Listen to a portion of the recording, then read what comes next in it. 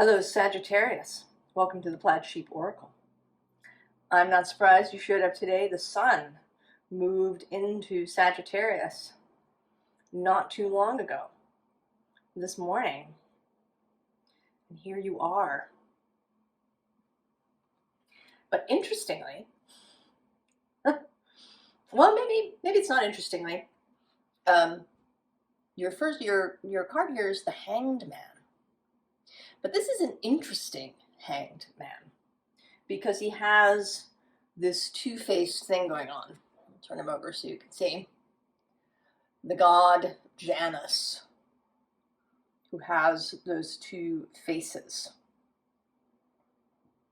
So there's a bunch of symbolism kind of in here. There's the world tree, there's the ravens of Odin, plus a third raven, which the guidebook describes as prudence, or common sense. He's holding this cosmic egg in one hand. There is sort of a wolf shape going on in the background. There's this reflecting pool underneath. There's all kinds of things going on here. And there is this Janus image. And I'm drawn today to this 12. If we were thinking of Sagittarius as Sagittarius rising, the ascendant, then the 12th house is Scorpio. An extra hidden place. I mean, the 12th house is already hidden things. Stuff that the water houses include hidden things. The 4th house has stuff that is private, things that you keep private. Then the 8th house has things that you keep secret. Perhaps out of shame, perhaps just because they're occult and you need to keep them secret, or they're taboo. And then the 12th house is those things that may be secret even from you. Often you do not see, if you have planets in the 12th house, sometimes you don't see their expression in your own life. You know, if you have Saturn in the 12th, there might be this kind of invisible governor in your life, right? Like a governor on a gas pedal that you don't know is installed.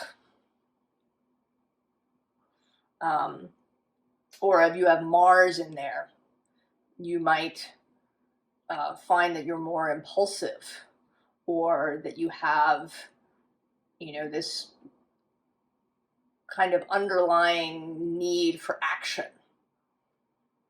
that maybe you don't even see. Or, you're kind of a warrior and you don't even see it. Sometimes other people see what's in your 12th. And then, of course, as you progress through life and you learn more and become more self-aware, that 12th house will open and reveal itself to you. So now it seems to me that today, as the sun has entered Sag, it's like some sort of light has been switched on. And you're going to see something that has been going on in the background. Like your soul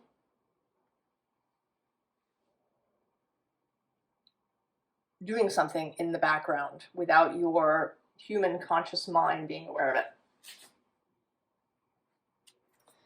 And that's coming through here too in this 3 of materials. So there's this, this collaboration that is happening. But this building, and actually right below that is the Ace of Pentacles. But you don't know that it's going on. It has been hidden from you. Here at the bottom of the deck is your court card, the Knight of Inspiration, the Knight of Wands. So your energy is there, right? There's this inspiration that's hiding in the background, unseen. But now,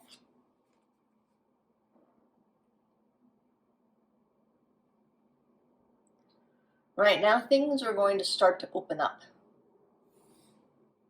Perhaps whatever this is has reached a critical stage where your active participation is necessary. Or, right, enough pieces are in place that you now can begin to see it, right? But it's opening up, right? The veil is cracking open.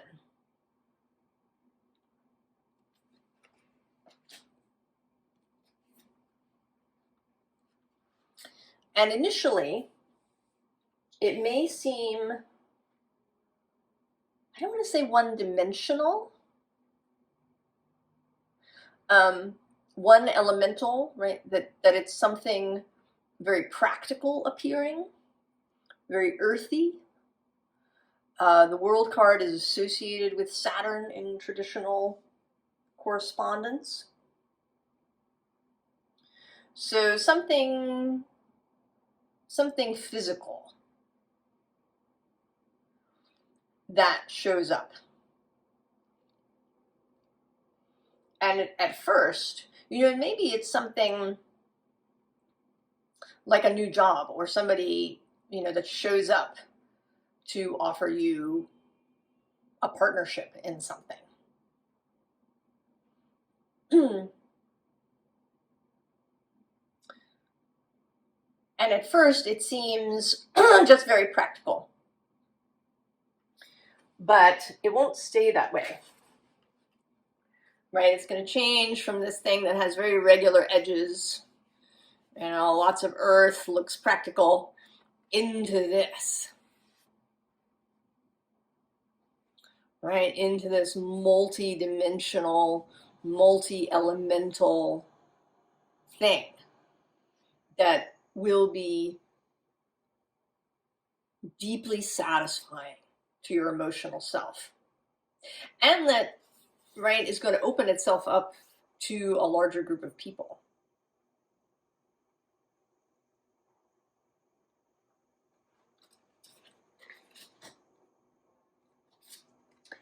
And I also feel like with this Two of Inspiration, this is something that you have been looking for. You've been seeking this thing, although you may not have known what it was. Right? Nothing is an accident. Your soul didn't, pull this idea out of thin air. This is something that you have been wanting, desiring, hoping for, even if you didn't quite see the shape of it. I mean, maybe what you actually knew was this emotional feeling. Maybe you knew how you wanted to feel. Maybe you knew the kind of thing that would be emotionally satisfying.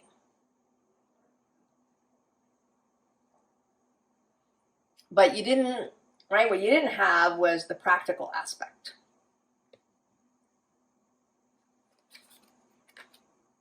So there was something, right, you have been looking, but you've kind of been looking off in the wrong direction. Right? There's this whole thing that's going on kind of behind your back. Out of the corner of your eye. You could see it.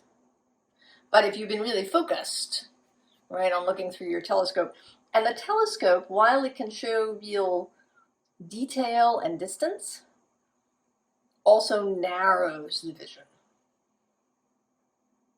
So if you have a telescope, you could see, tightly to the surface of the moon or to this patch of stars. but you might not see the whole, right? You're not going to see the whole sky.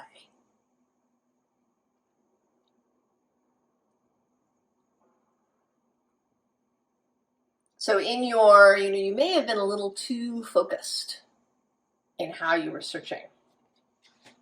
Maybe you had too many preconceptions of what this thing would look like.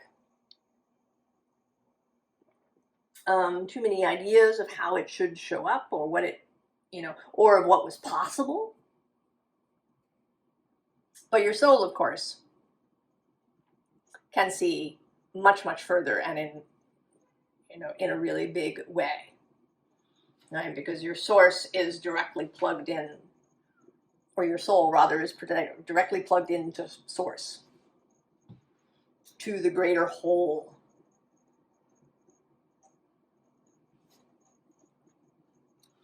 And so with this child of the cosmos, this whole row feels like the creative process, right? So first there was this light, right here in the heart space, the solar plexus space. What is desired, what is willed into being, right? That is born first here in the middle. And then right here, there's these hands,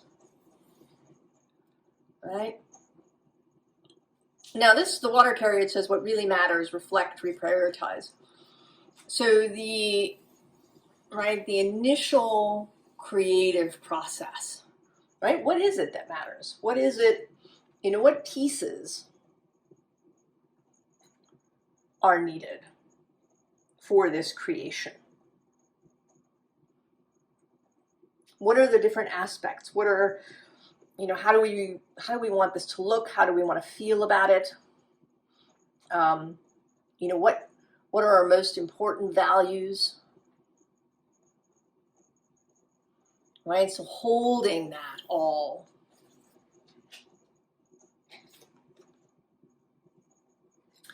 And then we have this inner earth, which says, you'll survive this, new solutions and beginnings.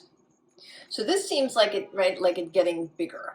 It's still inside, though, right? It's inner earth. So it's as if, right, like you started with a seed, and then the seed begins at first to expand. That's right. It's like this egg, right, that he's got going, that starts to get bigger and bigger, but the shell is still around it. So you still can't necessarily see inside. It's remaining protected by the shell as it grows.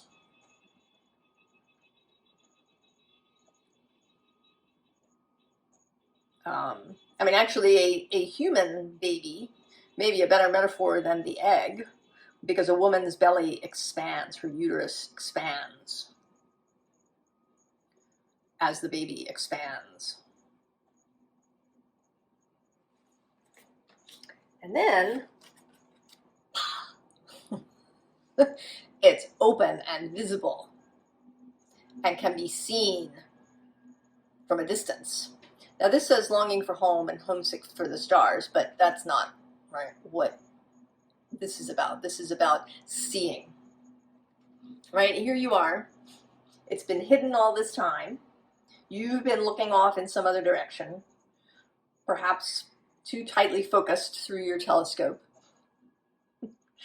And now, maybe you put your telescope down. I don't know what has happened in your life that is causing this switch. There's so many possibilities. That this creation is now so big and so almost complete that it can no longer remain hidden. The egg is cracked, right? The baby has been born. Or perhaps this Scorpio season has given you some new eyes for you to see. It's enabled you to put the telescope down and kind of look in the other direction and suddenly see this whole thing opening out in front of you. And that was just 1515 on the counter. I don't normally pay attention to that, but it jumped out at me for anybody for whom that might be significant.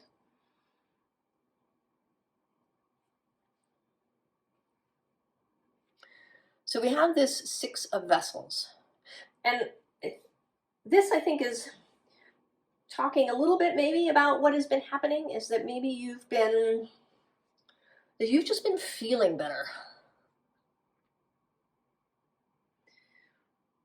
Maybe you've just relaxed. Right? You've stopped staring through the telescope. You've found a greater ease in your life. You've been able to, really be comfortable in your day, to savor what is there in your day, rather than forever looking through the telescope. To really appreciate what is around you. Maybe you've been cultivating relationships here with this reunion. Maybe you've been cultivating a childlike view here.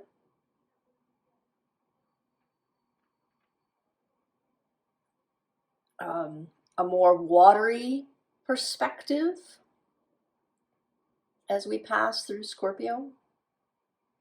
And below this is this Ace of Stones. And I kind of see it as you passing through here and you reach this Ace of Stones on the other side. But before you reach, like what the other side of this hill looks like, and these cards often come out together for me, is that. The Great Bear, right? So you go in through this lovely watery hillside and then you come out into this space that is so much more vast, so much more intriguing, so much more perhaps magical or occult or multidimensional or multifaceted than you thought was possible.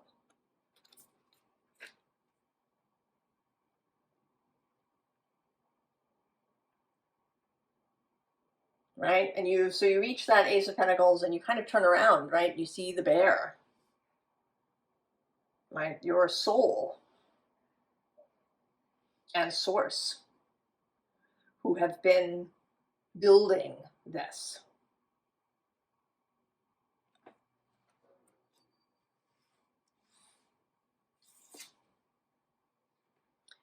So now we have the Queen of Arrows, the Queen of Swords. Right? This is a moment for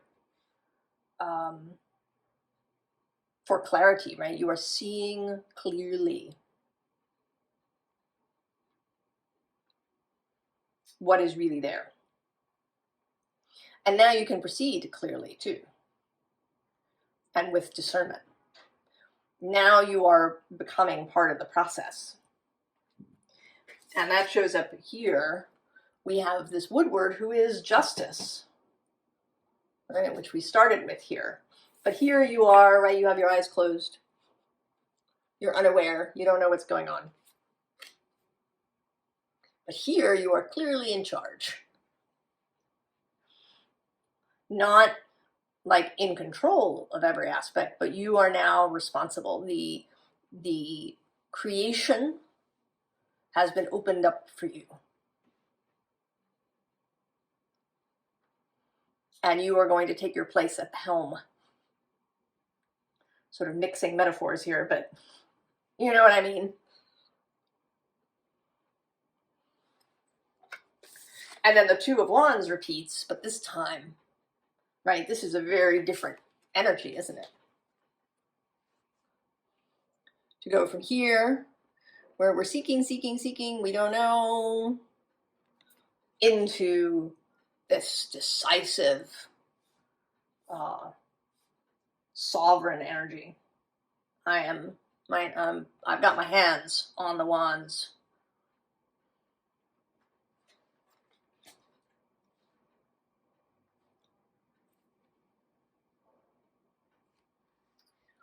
So we have this source of air, and again, right, there's these hands. And this feels like, that this is now going to be seen, but it's also going to be shared. Not just with you, but with other people. So whatever this multi-dimensional, multifaceted fabulousness is, it is being sent out into the ether. Now this could be literal, right? You know, post on social media somewhere that you are, now working for so-and-so, or that your business has launched, or, whatever it is. Or it could be more cosmic, right? More metaphysical. It could be about your energy changing. And I sort of incline to that a little bit because we have the High Priestess coming out, and then Judgment. Again, right? This great bear over here is Judgment in this deck. So there is this, right? There is this occult, esoteric quality to this, and possibly to this messaging. And then also at the bottom of the deck, we have the Star. So this, right, with this cosmic web, right, and all of this, right, there's this vast communication network. Or, it could, of course, be all of the above. And once that occurs, once this message goes out, we have these two fives, and I see them as the audience. These are people that you know, who are just, what? What is Sagittarius doing? That's amazing. And there is, right, a little sense here that there may be variation, right? Some people will be really excited. Oh, that's amazing, right? That's such change. These are fives, change, surprise, the end of the status quo. And perhaps the end of the status quo, not just for you, but then for everybody that this is shared with. But there may also be some people who are alarmed by this. There is a little bit of feeling in that, just as a possibility. But don't get wrapped up in that if it shows up. Don't get wrapped up in that. And then again, right, this you reappearing, the Scout of Fire. This is the Knight in this deck. On fire, lit up. And again, with the hands.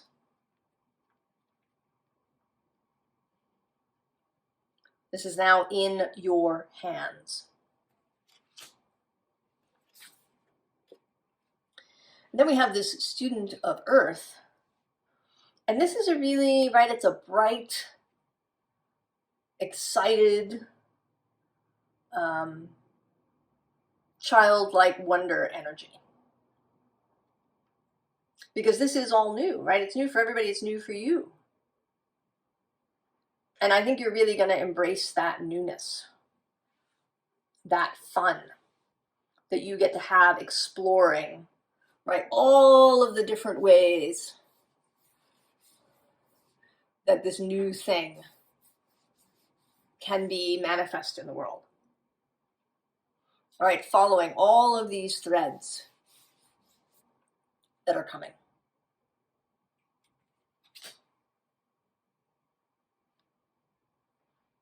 So, advice. Interestingly, the South Node. So, use the skills that you came with. This is not, entirely about new things. All right, there's a combination here because at the bottom of the deck, we have Uranus. So what we want here is a balance of newness and change. And then you have this foundation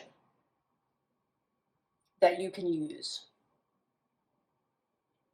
And it may be, right, that you want to pay attention perhaps to your South Node placement and how it figures in here.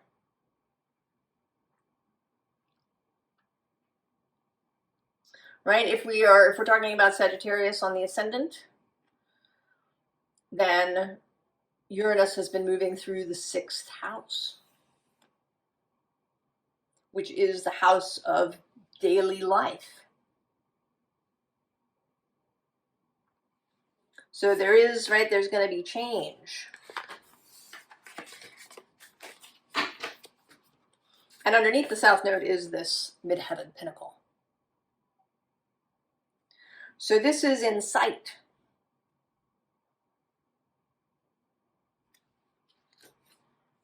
But you don't have to, rush out and change everything that you do all the time. Don't leave these skills behind. They're useful. Then, 3rd house, communication. Communicating with yourself, with all of your inner parts, with your soul, with source, with anybody that might be part of this project.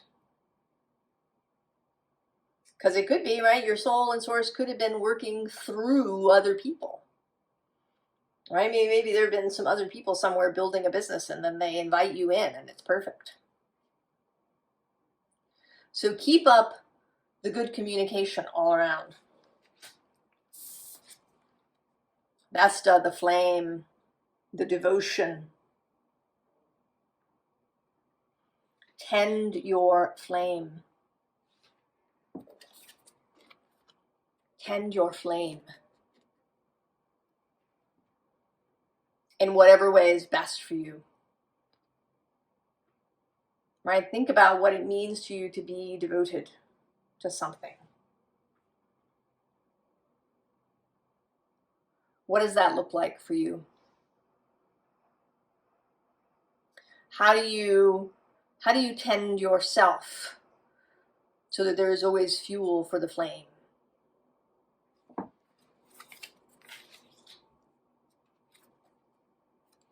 And then Scorpio, investigate. Get curious. Get curious. Be curious about all of these different aspects. Don't just look at the surface.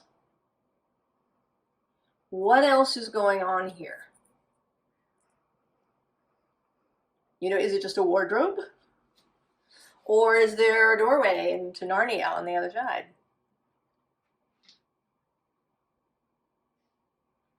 Keep your occult eyes open. This may be about investigating your own 12th house, too. What's in there? Are there planets in there? What is the sign that's there? How can you see the energy of that sign or those planets, how it plays out in your life? How does that fit in with this whole project? Right? Get curious. Get interested. Be interested in all the different ways. All the multidimensional ways that this new creation will exist in your life. So this is very cool, Sagittarius. I hope that you are at the point now where this is coming into view. We are about to have the Gemini full moon. And maybe that something will happen there. All right, lighting things up.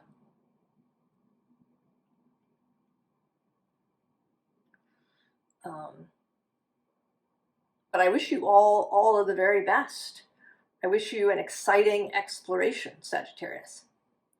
And I will see you next time. So long.